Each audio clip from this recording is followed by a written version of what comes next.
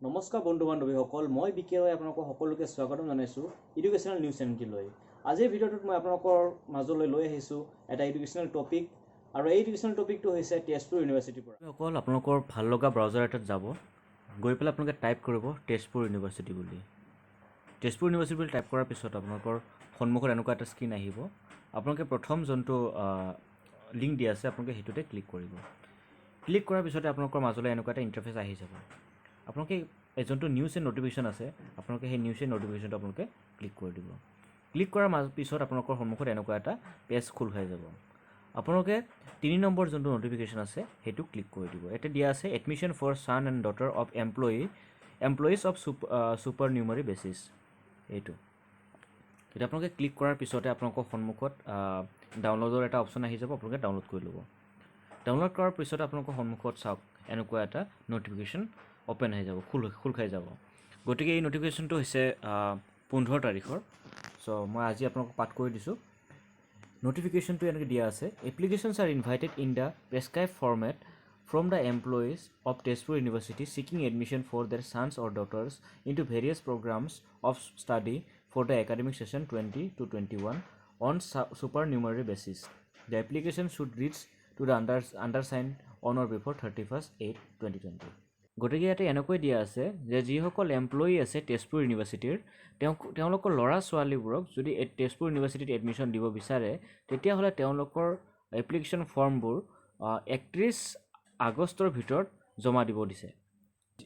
MBA আৰু BTECৰ বাহিৰে বাকী কোৰ্ছকেইটাত তেওঁলোকৰ এডমিশ্যনৰ কাৰণে তেওঁলোকক কোনো ধৰণৰ এণ্ট্ৰেঞ্চ দিব নালাগে। অৰ্থাৎ তেওঁলোকৰ যিটো আগতে মাৰ্ক লৈ আহিছিল সেই মাৰ্কৰ অনুযায়ী তেওঁলোকৰ মেৰিট বেচিছত তেওঁলোকৰ এডমিশ্যন দিয়া হ'ব।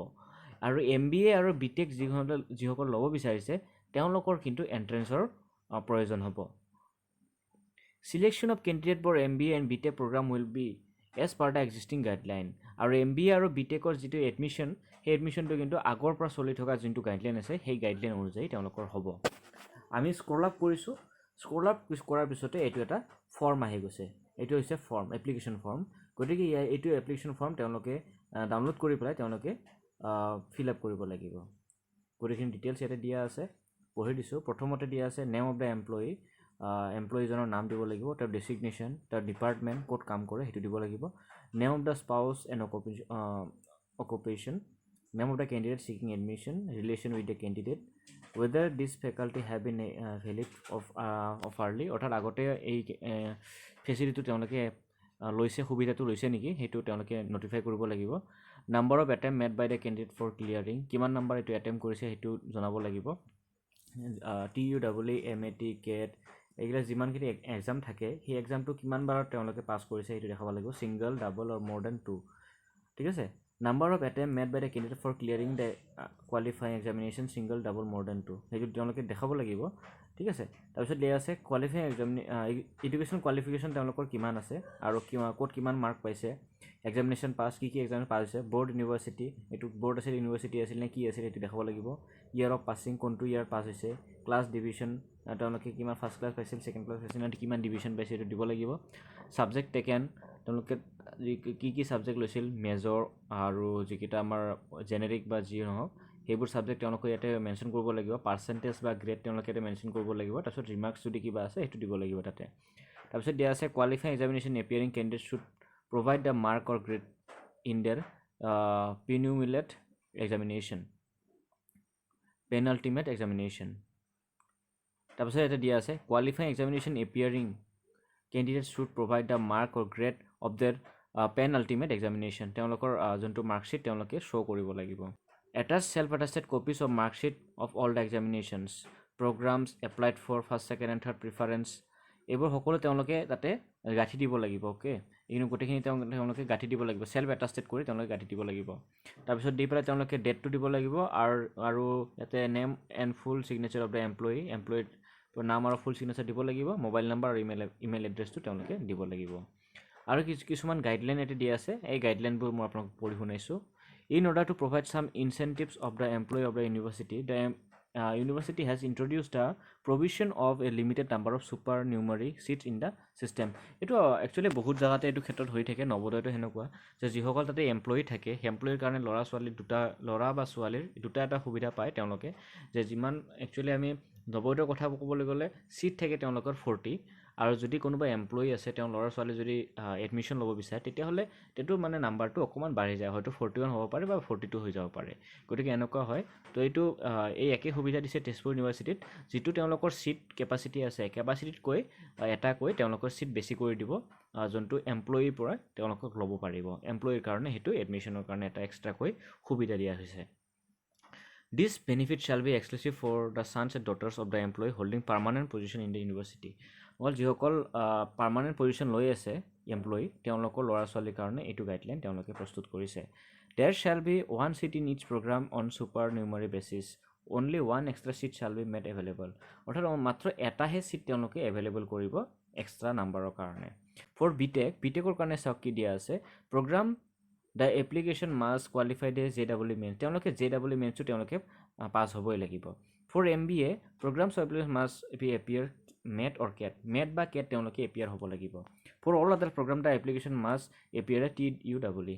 আৰু যিকেইটা বেলেগ আছে তেওঁলোকে কিন্তু TUEE appear হ'ব লাগিব 3 number selection shall be made on the basis of merit in the entrance test or on a competitive basis তেওঁলোকক এন্ট্ৰেন্স টেষ্টৰ দ্বাৰাহে তেওঁলোকৰ মেৰিট বেচিছটো গণনা কৰা হ'ব আৰু সেই গণনা অনুযায়ী তেওঁলোকক এডমিশ্যন দিয়া হ'ব কিন্তু ইন কেছ অফ এ টাই কিন্তু এইবাৰৰ কাৰণে এনেকুৱা হৈছে candidate shall be selected on the basis of the performance in last board of university exam যোনটো তেওঁলোকে আগতে এক্সাম দিছে লাষ্ট একেবাৰে শেষৰটো বৰ্ডৰ হওক বা ইউনিভাৰ্চিটিৰ হওক তাৰে পৰা ভিত্তি কৰিহে তেওঁলোকক মেৰিট লিষ্টটো প্ৰদান কৰা হ'ব এইবাৰ তেওঁলোকক কোনো ধৰণৰ এন্ট্ৰেন্স টেষ্ট পতা নহ'ব The application shall mention that he or she is seeking admission against the supernumerary seat meant for the son or daughter of Tezpur University employees.